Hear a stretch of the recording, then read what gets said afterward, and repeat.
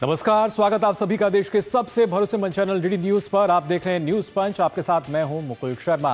News पंच में आज खासतौर से बात करेंगे भारत की डिप्लोमेटिक स्ट्राइक को लेकर, और साथ ही आपको बताएंगे किस तरीके से जो जासूस हैं उन पर शिकंजा कसता जा रहा है, और साथ ही अंतर्राष्ट्रीय खबरों में भी आपको बताएंगे आखिर कैसे, अगर बात की जाए पुतिन और जेलेंस्की के बीच अब जो बातचीत है वो यहाँ पर होती हुई नजर आएगी।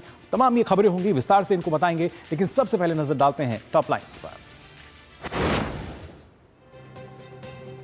भारत की डिप्लोमेटिक स्ट्राइक, जी हाँ, अगर बात की जाए जो तमाम डेलीगेशन है उसका फर्स्ट बैच जो है उसको ब्रीफ किया जाएगा, ब्रीफिंग उसको दी जाएगी, जिसके तहत तमाम जो जानकारी है वो बताई जाएगी।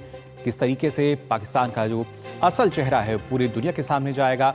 साथ ही जासूसों की करतूतों का खुला चिट्ठा आपको बता दें, लगातार इस तरह के जो अहम सुराग हैं वो सुरक्षा एजेंसियों को मिल रहे हैं कि आखिर कैसे ये तमाम लोग राष्ट्र विरोधी गतिविधियों में शामिल थे। संवेदनशील जानकारी जो है वो लीक की जाती थी।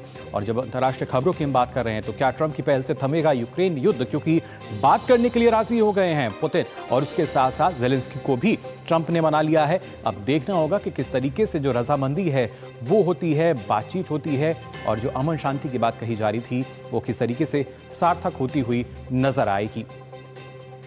ये तो बात हुई आज की टॉप लाइन्स की, लेकिन सबसे पहले बात करेंगे आज की, हम यहाँ पे जब बात कर रहे हैं किस तरीके से जो सर्वदलीय प्रतिनिधिमंडल की ब्रीफिंग होनी है, और उससे पहले एक डिप्लोमेटिक स्ट्राइक जो है वो जाहिर तौर पर यहाँ नजर आ रही है। आज आप बता दें जो प्रतिनिधिमंडल है इसकी ब्रीफिंग होगी, जो इसका पहला बैच है उसको जानकारी दी जाएगी, और विदेश सचिव विक्रम मिस्री जो हैं ये ब्रीफिंग देंगे। यानी बताया जाएगा कि किस तरीके से अलग अलग देशों में जाकर आपको बता रहा है। ऑपरेशन सिंदूर की बात की जाए, किस तरीके से पहलगाम हमले में ना सिर्फ उसके बाद से तमाम जो परिस्थितियां बनती चली, और असल चेहरा जो है पाकिस्तान का वो बेनकाब हमें करना होगा। आज की अगर हम बात कर रहे हैं तो आपको बता दें आज जो पहला बैच है उसमें 3 डेलीगेशन होंगे, जिसका नेतृत्व जो है ये तमाम जो नेता हैं ये करेंगे, ना सिर्फ बल्कि इसके साथ साथ विक्रम मिस्री की अगर बात की जाए जो कि तमाम जानकारी जो है वो इनके साथ साझा करेंगे।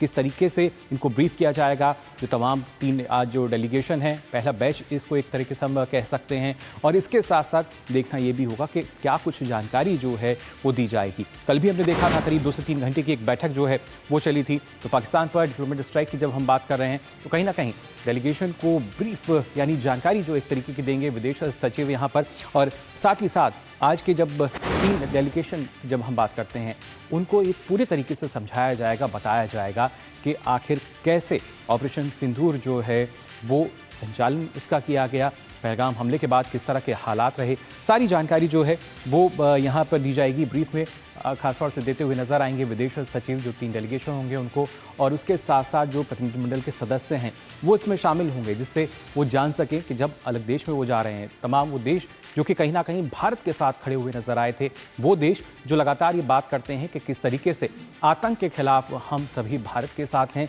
वहाँ ये तमाम जो नेता हैं ये जाएंगे, और ख़ासतौर से तमाम डेलीगेशन हैं वो बताएंगे किस तरह के हालात भारत में हमें देखने को मिले थे, और पाकिस्तान का असल चेहरा जो है वो सबके सामने लाने की कोशिश करेंगे। लेकिन उससे पहले आज अगर बात की जाए तो उनको ब्रीफ किया जाएगा, और कहीं ना कहीं अगर पूरे विश्व के लिए हमने देखा था एक काला सा वो दिन था जब पहलगाम पर हमला हुआ था, लेकिन अब पूरी तैयारी, एक डिप्लोमेटिक स्ट्राइक की हम बात कर रहे हैं, किस तरीके से भारत वो करता हुआ नजर आएगा। ऑपरेशन सिंदूर के बारे में जो अलग अलग डेलीगेशन है वो इसकी जानकारी देंगे, और उसके साथ साथ जो जानकारी होगी उसमें तमाम उन तथ्यों का जिक्र किया जाएगा जिसके आधार पर जो तमाम प्रमाण, तमाम सबूत हमने देखा भारत ने दिए हैं, भारत की सेना ने दिए, और ख़ासतौर से जो विदेश सचिव हैं वो 3 दलों को यहाँ पे ब्रीफ करेंगे, बताएंगे उनको कि किस तरह के हालात बनते हुए नज़र आए थे। और इन 3 दलों की जब हम बात करें, जो 3 डेलीगेशन हैं, इन 7 में से 3 डेलीगेशन जो कि पहला बैच जिसको हम कह रहे हैं, जिसको आज जानकारी दी जाएगी, जिसको ब्रीफ किया जाएगा,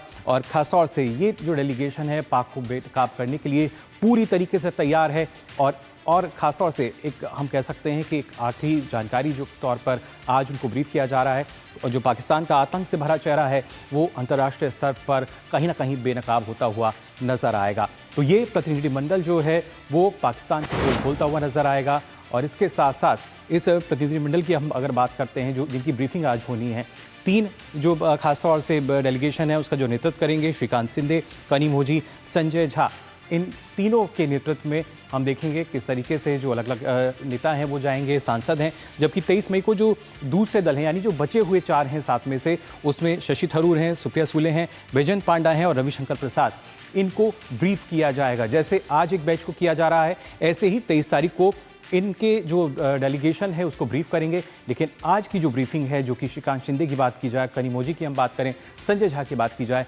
इनको दी जाएगी। विस्तार से बताया जाएगा किस तरह के हालात जो है वो बनते हुए नजर आए थे। और खासतौर से कल भी हमने देखा था एक मैराथन बैठक जो है वो चली, जिसमें खासतौर से जो विदेश सचिव हैं उन्होंने बताया कि कोई भी न्यूक्लियर खतरा हमें नहीं था और पाकिस्तान से कोई न्यूक्लियर धमकी नहीं मिली थी। ये जानकारी उन्होंने दी। कल की अगर बात की जाए ऑपरेशन सिंदूर के बारे में, साथ ही ये बताया कि संघर्ष पूरी तरीके से कन्वेंशनल था। और खासतौर से ये सभी जानकारी जो है जो ऑल पार्टी डेलीगेशन के सदस्य हैं उनको भी दी जा रही है। साथ ही सैन्य कार्रवाई पर कोई पूर्व जानकारी नहीं थी, इस बात का उन्होंने भी जिक्र किया। और इसके साथ साथ तमाम वो तथ्य यानी पाकिस्तान को अटैक से पहले इस बात की बिल्कुल भी भनक नहीं थी, ये भी बताया यहाँ पर विक्रम मिस्री ने कि किस तरीके से भारत का सटीक जो हमला था वो देखने को मिला। और ऑपरेशन के शुरुआती चरण के बाद जो सूचना है वो दी गई, क्योंकि हमने सिर्फ निशाना बनाया था आतंकी ठिकानों को और साथ ही साथ डीजीएमओ लेवल पर ही संपर्क है वो सिर्फ हुआ था। यानी एक सही रास्ता जो है वो भारत ने चुना था।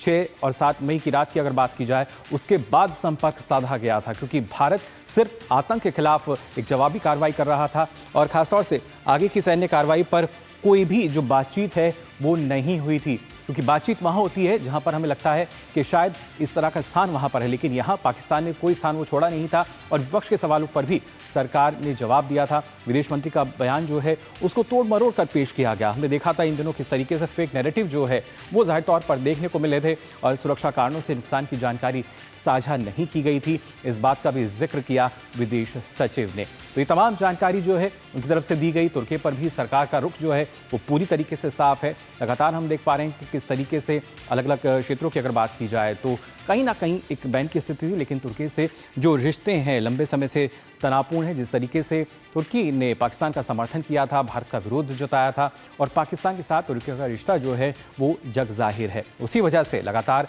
अब हम जो है कह सकते हैं कि हर एक क्षेत्र में दूरी जो है बनाई जा रही है। अजरबैजान की बात की जाए या तुर्की की बात की जाए, तो ये तमाम बड़ी बातें जो हैं वो विक्रम मिस्री ने कही, विदेश सचिव ने, कि किस तरह की स्थिति बनी थी। लेकिन अब आज जो फर्स्ट बैच है उसको ब्रीफ किया जाएगा, ब्रीफिंग दी जाएगी, क्या कुछ खास रहेगा। और इस पर और जानकारी के लिए हमारे साथ शैलेंद्र जो हैं वो जुड़ चुके हैं। शैलेंद्र, जानना चाहेंगे आपसे किस तरीके से एक डिप्लोमेटिक स्ट्राइक की जब हम बात कर रहे हैं, आज खासतौर से 3 ऐसे जो दल होंगे उनको यहाँ पे जानकारी दी जाएगी। देखिए 21 और 22 को जो दल अलग अलग देशों की यात्रा पर जा रहे हैं, 3 ऐसे दल, उनको ब्रीफिंग दी जाएगी। ये पूरी ब्रीफिंग 2 चरणों में है। पहले 3 प्रतिनिधिमंडल जो जा रहा है और बाद में जो 4 प्रतिनिधिमंडल जा रहा है, तो कुल मिलाकर 7 प्रतिनिधिमंडल जाना है 33 देशों की यात्रा पर, जिसमें संयुक्त राष्ट्र सुरक्षा परिषद के स्थायी देश शामिल हैं। अमेरिका जा रहा है हमारा प्रतिनिधिमंडल, रूस जा रहा है और फ्रांस, जापान सहित तमाम देश, और इसके साथ साथ इस्लामिक जो मुल्क हैं जो वहाँ पर भी, चाहे वो सऊदी अरबिया हो, यूएई हो, कतर हो जी, वहाँ पर भी ये डेलीगेशन जा रहा है। तो उद्देश्य ये है कि दुनिया को ये बताया जाए कि पाकिस्तान किस तरह से झूठ के नैरेटिव खड़ा करता रहा है और जो कुछ हुआ पहलगाम आतंकी हमले और उसके बाद भारत ने जो कार्रवाई की ऑपरेशन सिंदूर में, उसका क्या उद्देश्य था, क्या कुछ कार्रवाई की। पाकिस्तान ने जो बौखलाहट में नागरिक ठिकानों पर हमला किया, हमारे धार्मिक स्थलों पर हमला करने की कोशिश की, उसमें वो असफल हुए, लेकिन इसकी पूरी जानकारी दी जाएगी। कल हमने देखा था कि जो संसदीय समिति की जो बैठक हुई थी विदेश मामलों की, उसमें बहुत सारी जानकारी दी गई थी और एक बैकग्राउंडर नोट दिया गया था। आपने बताया भी कि विदेश सचिव विक्रम मिस्री ने क्या कुछ कहा था उस बैठक में, जो सूत्रों के हवाले से खबर आई थी, क्योंकि संसदीय दल की बैठक की जानकारी औपचारिक तौर पर नहीं दी जाती है। विदेश मंत्रालय से संबंधित जो ये समिति है उसके अध्यक्ष शशि थरूर हैं, कांग्रेस के नेता हैं जो एक दल की अगुवाई कर रहे हैं जी। उन्होंने ये बात जरूर कही थी कि जो भी प्रश्न उठाए गए उसका संतोषजनक उत्तर विदेश मंत्रालय की तरफ से, विदेश सचिव की तरफ से दिया गया और बहुत ही बेहतर वातावरण में ये बैठक हुई। बिल्कुल। तो संकेत बहुत स्पष्ट है कि एकजुटता के संदेश के साथ पाकिस्तान को बेनकाब करने के लिए ये प्रतिनिधिमंडल दुनिया के देशों में जा रहा है। बिल्कुल शैलेंद्र, और ये जानकारी इसलिए भी महत्वपूर्ण हो जाती है क्योंकि जो प्रतिनिधिमंडल है, ये जो डेलीगेशन है, ये दूसरे देशों में जाकर, जैसे आपने कहा कि अलग अलग देशों में जाएंगे और वहां जाकर पूरी सच्चाई जो है वो बयां की जाएगी। इसलिए उसकी हर एक तह तक जाना ज़रूरी था, हर एक सच को जानना ज़रूरी था। और आज भी हम उम्मीद यही कर रहे हैं कि जो ब्रीफ उनको दिया जाएगा, जो ब्रीफिंग उनको दी जाएगी, हर तथ्य उनको बताया जाएगा, हर एक प्रमाण जो था, क्योंकि भारत ने दिया है और वैश्विक स्तर पर अगर प्रमाण की आवश्यकता होती है तो भारत वहां भी पीछे नहीं हटेगा। देखिए मुकुल, जो 33 देश चुने गए हैं, आप उन पर नज़र डालें तो ये दुनिया में बहुत महत्वपूर्ण स्थान रखते हैं और इनसे भारत की एक तरह से कहें तो अच्छे संबंध रहे हैं जी। तो ये महत्वपूर्ण है कि इन देशों को बताया जाए और इसीलिए इन देशों के प्रतिनिधियों से मुलाकात ये दल करेगा, चाहे अमेरिका जाए या जापान जाए या सऊदी अरेबिया जाए। वहाँ के सांसदों से मुलाकात हो सकती है, राजनयिकों से मुलाकात हो सकती है, विभिन्न वर्गों से मुलाकात होगी। जो मेरी जानकारी है कि एक बैकग्राउंडर नोट दिया जाएगा कि क्या कुछ हुआ जी पहलगाम आतंकी हमले और उसके बाद, और किस तरह से साजिश की पाकिस्तान में बैठे आतंकियों ने, उनके आकाओं ने जी, और क्या कुछ तथ्य सामने रखे गए और कैसे पाकिस्तान ने झूठ का नैरेटिव खड़ा करने की कोशिश की। बिल्कुल उसी फेक नैरेटिव की असल सच्चाई जो है शैलेंद्र वो लगातार दी जाएगी और उसी के लिए जो पहला बैच है जिसमें 3 डेलीगेशन, उनको आज पूरी जानकारी दी जाएगी। विदेश सचिव जो है उनको और जानकारी देंगे। फिलहाल आपका बहुत बहुत शुक्रिया हमारे साथ जुड़ने के लिए।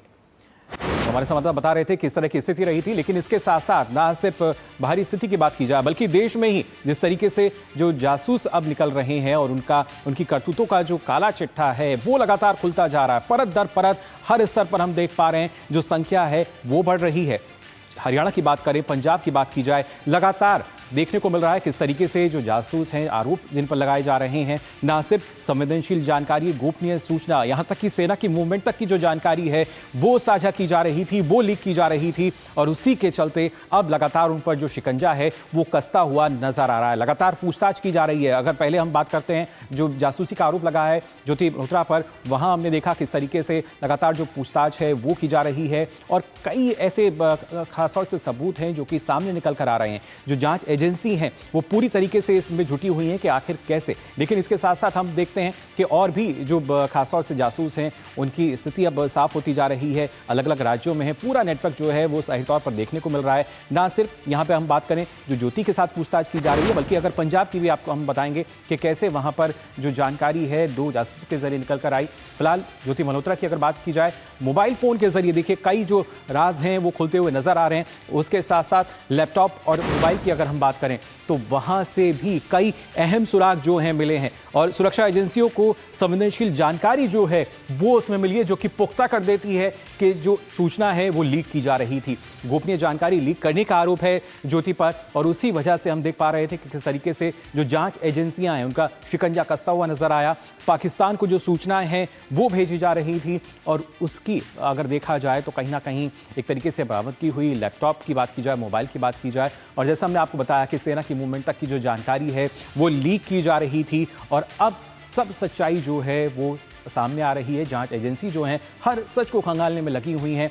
आईएसआई के संपर्क में थी ज्योति मल्होत्रा और करीब 3 बार पाकिस्तान और उसके साथ साथ ये महत्वपूर्ण है कि एक बार चीन की यात्रा भी कर चुकी हैं। यानी जो तार है सिर्फ पाकिस्तान तक सीमित नहीं है, और भी जगह तार जुड़े हुए हैं और उसी वजह से इसके तह तक जाना ज़रूरी हो जाता है और इसीलिए लगातार जो जांच एजेंसियां हैं वो जांच में जुटी हैं, पूछताछ कर रही हैं। लैपटॉप और मोबाइल से तो सुराग मिल चुका है, लेकिन क्या कई ऐसे महत्वपूर्ण सबूत भी होंगे जो कि इस यात्रा से जुड़े होंगे। यानी 3 बार जब कोई पाकिस्तान का यात्रा करता है या एक बार चीन की भी यात्रा होती है, क्या कुछ वो था ये भी आपको बताएंगे। इसके साथ साथ एक अगर देखा जाए यहाँ पे जो सीमावर्ती राज्य हैं वहाँ पर जासूसों के जो सुराग हैं लगातार मिल रहे हैं। आपको बता दें करीब 12 दिनों में 12 जासूसों की जो गिरफ्तारी है वो अब तक हो चुकी है, जिसके चलते लगातार खुलासा जो है वो हो रहा है और इनके जरिए संवेदनशील जानकारी जो है वो लगातार दी जा रही है और उस उसमें सेना की जो मूवमेंट है उसका भी जिक्र है कि किस तरह की हर एक अपडेट जो है वो दी गई। और जासूसी के आरोपों में गिरफ्तार जो अधिकतर हमने देखा जो आरोपी हैं वो उनकी संख्या युवाओं की है, यानी करीब 25 से 35 साल के वो हैं। और उसी वजह से अब लगातार जो सुरक्षा एजेंसियां हैं पूरी तरीके से चाक चौकन्ना हैं और उनके रडार पर कई संदिग्ध हैं जिनसे पूछताछ की जा रही है। लेकिन अगर पंजाब और हरियाणा की हम बात करें तो अकेले पंजाब से देखिए अब तक 7 ऐसे लोग हैं जिनको गिरफ्तार किया है जासूसी के आरोप में। साथ ही हरियाणा की अगर बात की जाए करीब वहां से भी 5 लोगों को अब तक गिरफ्तार किया जा चुका है। तो ये अपने आप में एक अलग नैरेटिव। और किस तरीके से पंजाब की अगर हम बात करते हैं, हमने देखा था गुरदासपुर से पुलिस ने एक बड़ा खुलासा किया था जहां पर 2 लोगों को गिरफ्तार किया गया था जासूसी के आरोप में। जी हाँ, एक बार फिर से यहां पर जासूसी के आरोप में पंजाब में 2 लोगों को गिरफ्तार किया जाता है और जो इनके नाम सामने आए थे सुखप्रीत सिंह और करणबीर सिंह, जिनकी गिरफ्तारी की पुलिस ने। और उसके बाद देखिए गिरफ्तारी होती है तो मुंह छिपा के इनको बैठना पड़ता है। और ऐसे में ये जानकारी दी गई कि आईएसआई की गोपनीय जानकारी जो है वो इन्होंने साझा की थी, आईएसआई को ये जानकारी दी थी। और उसमें जो जानकारी थी वो कौन सी थी? ऑपरेशन सिंदूर की वो जानकारी थी जो कि इन्होंने लीक की कि किस तरीके से ऑपरेशन चल रहा है। और उसके साथ साथ जब हम बात कर रहे हैं ना सिर्फ जम्मू कश्मीर की बात की जाए, हिमाचल की बात करें, पंजाब की बात की जाए, तो यहाँ के जो महत्वपूर्ण स्थल हैं, खास जगह हैं, उनकी सूचना लीक की गई थी। और खासतौर से मोबाइल से जो खुफिया जानकारी है बरामद की गई है इन दोनों के। लेकिन ये इनके तार देखिए कैसे जुड़ते हैं। दरअसल ये जो दोनों आरोपी हैं वो नशा तस्करी में भी शामिल रहे हैं और तस्करी के दौरान ही बताया जा रहा है कि आईएसआई के संपर्क में आए थे, जिसके एवज में इनको कुछ पैसे भी दिए गए और उसके बाद फिलहाल इनकी जो गिरफ्तारी है वो हो चुकी है। और जानकारी के लिए आइए रुक करेंगे, हमारे संवाददाता नीरज सिंह हमारे साथ जुड़ चुके हैं। नीरज, जानना चाहेंगे आपसे, लगातार जासूसों पर भी जो शिकंजा है वो कसता हुआ नजर आ रहा है, क्योंकि हम देख पा रहे हैं कि कैसे हर एक बढ़ते दिन के साथ जो गिरफ्तारी है उसमें भी इजाफा हो रहा है। बिल्कुल आपने सही कहा कि 12 लोग अभी तक गिरफ्तार हो गए हैं और अभी भी कई सारे लोग ऐसे हैं जिन पर निगाह है और हमारी जो जांच एजेंसियां हैं उसकी जांच कर रही हैं, देख रही हैं उनके जो सोशल मीडिया साइट्स हैं वहां पर जाकर। इसके अलावा पिछले कुछ एक महीनों के अंदर किस तरीके से उनके अकाउंट में पैसा आया है इसकी भी जो जांच है वो की जा रही है। आप देखें कि ज्योति मल्होत्रा की भी अगर आप बात करें कि जिस तरीके से 3 बार पाकिस्तान गई है, 5 स्टार उसको ट्रीटमेंट मिला है, चीन गई है वहां पर भी 5 स्टार ट्रीटमेंट ज्योति मल्होत्रा को मिला है। और ज्योति मल्होत्रा से जब पूछताछ हुई है तो कई सारी जो जानकारियां हैं वो काफी चौंकाती हैं। ज्योति मल्होत्रा जब पाकिस्तान गई थी तो वहां आईएसआई का एक एजेंट शाकिर मिला था और शाकिर ने ज्योति मल्होत्रा और अपना जो नंबर है वो एक्सचेंज किया। और ज्योति मल्होत्रा ने शाकिर जो व्यक्ति है उसका जो नाम है अपने मोबाइल में जाट रंधावा के नाम से जो नंबर है वो सेव किया था ताकि किसी भी तरह का जो शक है वो ना हो सके। और इसके साथ साथ ही शाकिर है उससे ज्योति न केवल व्हाट्सएप बल्कि आप देखें कि जो तमाम सोशल मीडिया साइट है उसमें भी कोड की भाषा है उसका प्रयोग कर रही थी।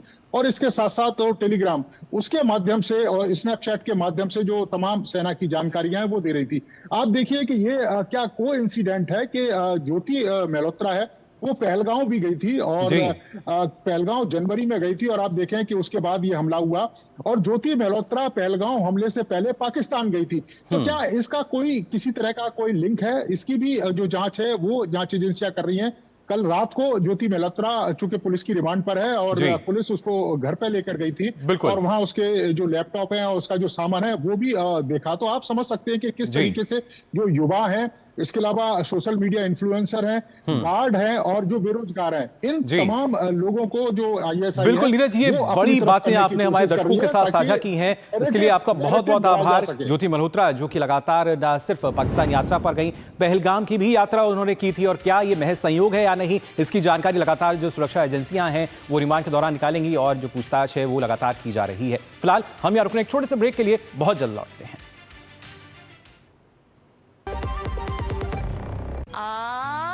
Good girl.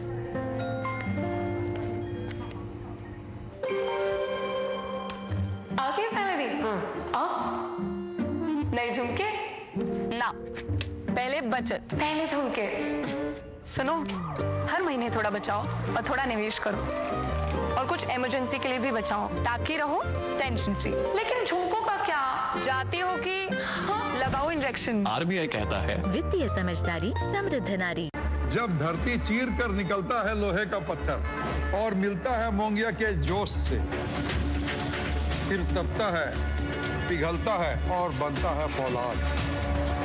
अब होता है सरिया सारी खूबियों के साथ।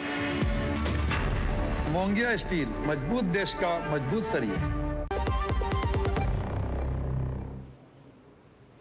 ब्रेक के बाद आप सभी का एक बार फिर स्वागत। आप देख रहे हैं न्यूज पंच और आइए बात करते हैं कि अंतर्राष्ट्रीय खबर की जो लगातार सुर्खियां बटोर रही है वैश्विक मंच पर। जी हां, आपको बता दें खासतौर से रूस और यूक्रेन की अगर बात की जाए तो एक बार फिर ये माना जा रहा है कि जो दोनों देश हैं वो शांति वार्ता के लिए तैयार हैं और इसका श्रेय जा रहा है अमेरिकी राष्ट्रपति डोनाल्ड ट्रंप को।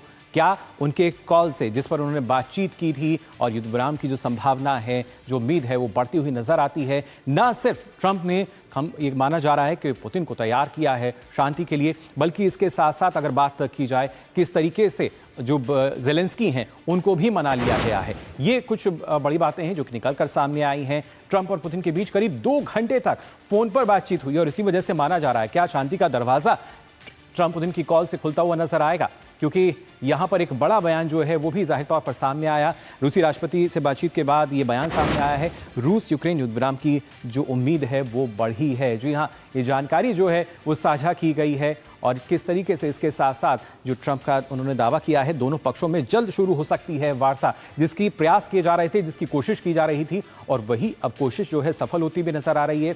शांति वार्ता की संभावित जगह जो है उस पर भी चर्चा हुई। करीब 2 घंटे तक जो बातचीत है वो होती है दोनों नेताओं के बीच और उसके बाद ट्रंप ने वेटिकन को बताया है कि सबसे उपयुक्त जो मंच है वो वेटिकन है, जिसकी लगातार बात भी की गई और पॉप फ्रांसिस की जो मध्यस्थता है उसको भी वो तैयार हैं।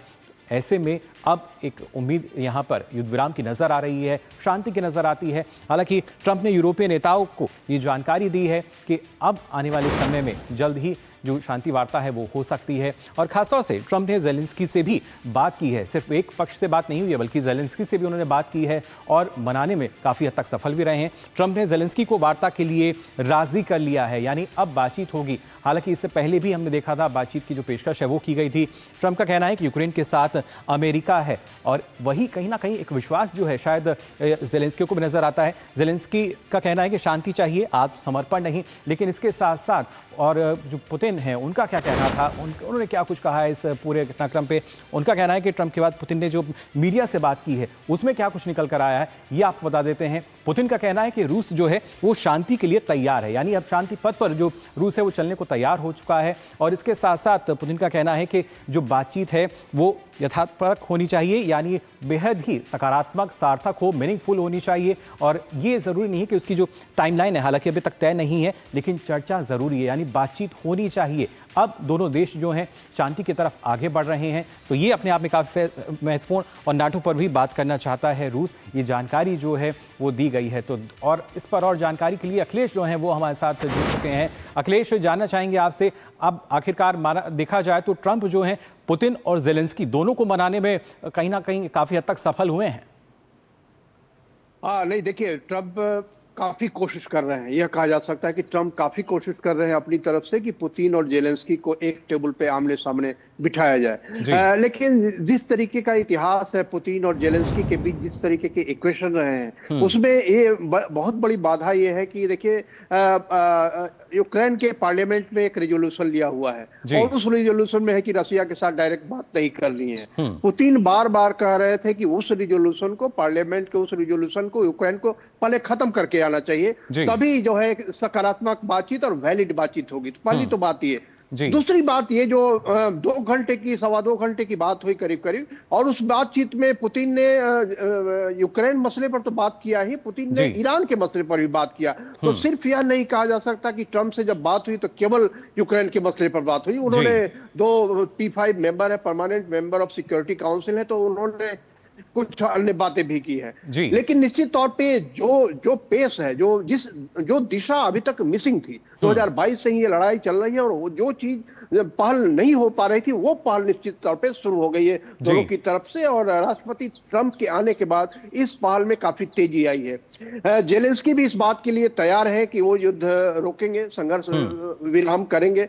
पुतिन भी तैयार है कि संघर्ष विराम करेंगे, लेकिन दोनों डिप्लोमेटिक लैंग्वेज में इस तरीके से कह रहे हैं कि अपनी अपनी शर्तों को अभी तक छुपा के रखे हैं। रूस की तरफ से लगातार ये कहा जा रहा है कि रूट कॉज जो था लड़ाई का, संघर्ष का, उस रूट कॉज को खत्म करना चाहिए। मतलब रूट कॉज ये है कि करीब करीब 1/5 जो इलाके हैं यूक्रेन के, जो रूसी बोलने वाले लोग हैं, उस इलाके पे पुतिन अपना दावा नहीं छोड़ेंगे। और यूक्रेन का कहना है कि ट्रंप कोई भी निर्णय लेने के पहले हमसे बात करें, हम जब निर्णय देंगे हम करेंगे।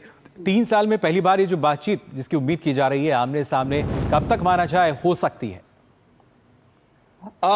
देखिए, टाइमलाइन कहना बहुत मुश्किल है, क्योंकि इस तरह के जो संघर्ष होते हैं वो काफी इतिहास के इतने पन्ने उसमें डालने पड़ते हैं, इतने पन्ने उलटने पड़ते हैं, और उन पन्नों पर अगर सहमति नहीं बने तो बहुत मुश्किल होती है, क्योंकि इतिहास कई बार बड़ी समस्या बन जाती है। रूस और यूक्रेन का इतिहास जो है वो कि रूस ने ही दिया था यूक्रेन को ये गिफ्ट के रूप में क्रीमिया, और उसके बाद अब आज क्रीमिया पे दावा कर रहा है रूस। तो निश्चित तौर पे वो सारी चीजों को पिछले टाइम लेग में जानने के लिए डालने के लिए जब पुतिन तैयार हो जाएंगे तो निश्चित तौर पे समझौता होगा, लेकिन कई गुत्थियां इसमें सुलझानी पड़ेगी। यूक्रेन को भी एक ऐसा लचीला रुख अपनाना पड़ेगा, क्योंकि उन्होंने जो नेटो के में जाने की जल्दी दिखाई थी, उन्होंने यूरोपियन यूनियन में शामिल होने की जल्दी दिखाई थी, और रूसी लोगों का कहना है कि वो जो यूक्रेन वो जो रास्ता है वो रास्ता हमारे लिए हमेशा इतिहास में खतरनाक रास्ता रहा है। यूरोप की तरफ से हमले हमारी तरफ ऐसे ही होते रहे। तो निश्चित तौर पे रसिया नहीं चाहता कि किसी भी तरीके से यूक्रेन में नेटो की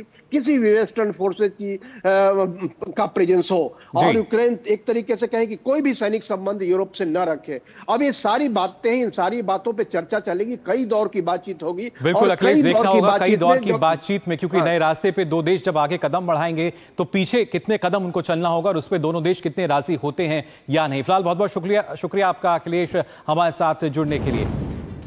तो अखिलेश सुमन बता रहे थे किस तरह की जो स्थिति है वो रूस और यूक्रेन के बीच में यहाँ नजर आएगी। दोनों ही देश फिलहाल शांति पथ पर चलने को अग्रसर नजर आ रहे हैं। तो फिलहाल के लिए न्यूज़ पंच में बस इतना ही, लेकिन देश और दुनिया की तमाम खबरों के लिए आप देखते रहिए डीडी न्यूज़। मुझे दीजिए अनुमति, नमस्कार।